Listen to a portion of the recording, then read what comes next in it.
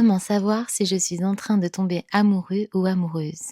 Il existe un moment très particulier dans une relation, un moment où l'on commence à se poser une question que l'on ne se posait pas au début, parce qu'une réaction apparaît. Vous entendez sa voix et votre corps réagit immédiatement. Pas une réflexion, pas une décision, une réaction. Comme si une partie de vous reconnaissait déjà cette personne. À partir de là, certains détails prennent une autre dimension. Sa présence attire votre attention, certains regards deviennent difficiles à soutenir et vous réalisez que cette personne peut influencer votre état intérieur. C'est souvent là que la question apparaît. Suis-je en train de tomber amoureux? L'amour ne commence pas toujours par une évidence. Elle commence souvent par une réaction du corps, bien avant que l'esprit accepte de le comprendre.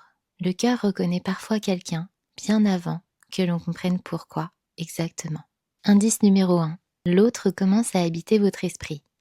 Quand quelqu'un commence à compter, il devient présent, même en son absence. Une phrase vous revient, un moment partagé refait surface, un souvenir déclenche un sourire.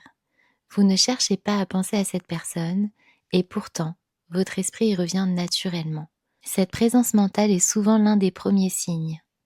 L'amour commence souvent quand l'autre devient un lieu où l'esprit aime revenir.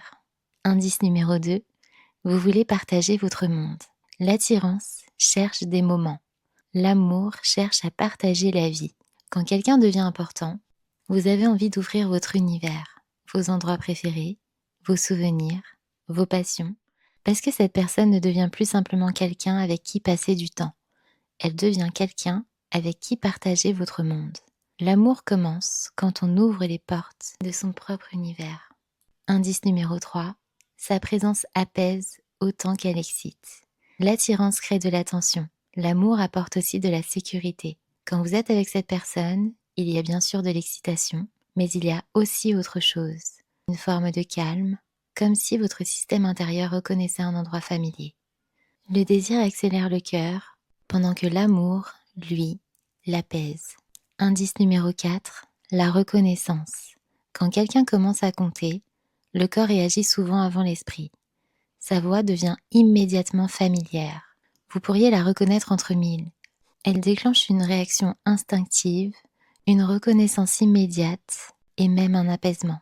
Et parfois, on ressent une attraction difficile à expliquer, comme si une partie de vous reconnaissait déjà cette présence. Une voix peut réveiller quelque chose que l'on ne savait même pas chercher ou qu'on pensait impossible d'exister. Quand cette personne s'approche dans la vraie vie, votre attention se tourne vers elle presque sans effort. Sa présence devient perceptible dans la pièce, et puis, il y a ce moment où les regards se croisent. Quelques secondes suffisent, puis le regard se détourne, pas par manque d'intérêt, mais parce que certains regards donnent l'impression que l'autre pourrait lire en vous sans un mot. Retenez simplement que certains regards ne séduisent pas seulement, ils révèlent. Indice numéro 5, le moment où l'on réalise l'impact.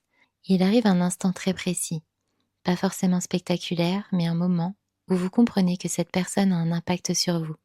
Son regard peut vous toucher, son silence peut vous troubler, sa présence ou son absence peuvent influencer votre humeur. Et c'est souvent à cet instant que vous comprenez que ce qui se passe entre vous n'est pas seulement de l'attirance. Quelque chose de plus profond est en train de naître. L'amour commence vraiment le jour où l'autre peut nous toucher émotionnellement, sans même avoir besoin de nous toucher physiquement. 6e et dernier indice, quand on commence à se protéger. L'amour ne déclenche pas seulement de la joie, contrairement à ce qu'on peut penser. Il déclenche aussi une peur très humaine, la peur de s'attacher, la peur de perdre le contrôle, la peur de devenir vulnérable. Face à cette intensité, certaines personnes ralentissent, pas parce qu'elles ne ressentent rien, mais parce qu'elles ressentent beaucoup trop. Alors l'esprit cherche à reprendre le contrôle. On rationalise, on minimise, on se concentre davantage sur le travail ou sur d'autres priorités. On peut espacer les échanges, pas pour fuir l'autre, mais pour retrouver un équilibre intérieur. Vous l'aurez compris, parfois, on ne fuit pas une personne, on fuit l'impact qu'elle a sur nous. Certaines personnes prennent de la distance, non pas parce qu'elles ne ressentent rien, mais parce que ce qui est ressenti est inhabituel, alors, évidemment, ça fait peur. Le cœur peut reconnaître l'amour, alors que l'esprit essaie encore, parfois, de le négocier. À présent, vous le savez, Secret d'amour n'est pas seulement un podcast où l'on parle d'amour sans trouver d'action concrète. Je vous donne donc 3 questions puissantes à vous poser pour savoir exactement où vous vous situez. Prenez un instant et posez-vous ces 3 questions en y répondant avec sincérité. Question numéro 1.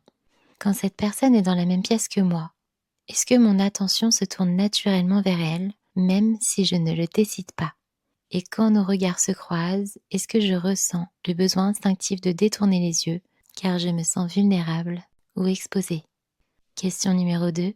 Quand j'imagine mon futur proche, un voyage ou un projet dans les quelques mois à venir, est-ce que cette personne apparaît spontanément dans ce tableau? Et pour aller plus loin, ai-je envie ou besoin d'avoir la présence de cette personne à long terme dans ma vie? Et enfin, question numéro 3. Est-ce que cette personne a la capacité d'influencer mon état intérieur, simplement par sa présence ou par son absence? Suis-je stressée et excitée à la fois quand elle est proche, et suis-je tendue ou en manque quand elle est loin? Si la réponse à toutes ces questions est oui, il y a de fortes chances que ce que vous ressentez ne soit plus simplement de l'attirance. En conclusion, on ne reconnaît pas toujours l'amour quand il arrive, parce qu'il ne commence pas toujours par une évidence. Il commence par une sensation, une présence, une réaction du corps, un impact émotionnel que l'on ne peut pas ignorer. Et très souvent, le moment précis où l'on se demande si l'on tombe amoureux est déjà une partie de la réponse. On ne reconnaît pas toujours l'amour quand il arrive, mais souvent, votre cœur le sait déjà. L'amour ne demande pas toujours une certitude, il demande simplement le courage de ne pas fuir quand on le ressent. L'amour n'attend pas que l'on soit prêt, il attend seulement que l'on cesse de se protéger. Comme d'habitude, si cet épisode vous a parlé, prenez un moment pour réfléchir. Est-ce que vous êtes en train de fuir ce que vous ressentez, ou est-ce que vous êtes déjà prêt à l'accueillir? Si vous avez envie d'aller plus loin dans votre compréhension des relations, de sortir de certains schémas ou d'apprendre à construire une relation plus consciente, vous pouvez prendre un rendez-vous et réserver votre séance de coaching avec moi. Toutes les informations sont dans la barre de description de cet épisode.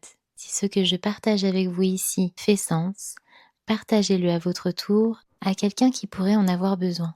Parce que comprendre l'amour, c'est déjà commencer à mieux le vivre dans la vraie vie. Retenez simplement, l'amour ne se reconnaît pas toujours immédiatement, mais le cœur, lui, se trompe rarement. Et souvent, il commence simplement quand quelqu'un commence à compter. À mardi prochain dans Secret d'amour. Je vous embrasse. Bisous.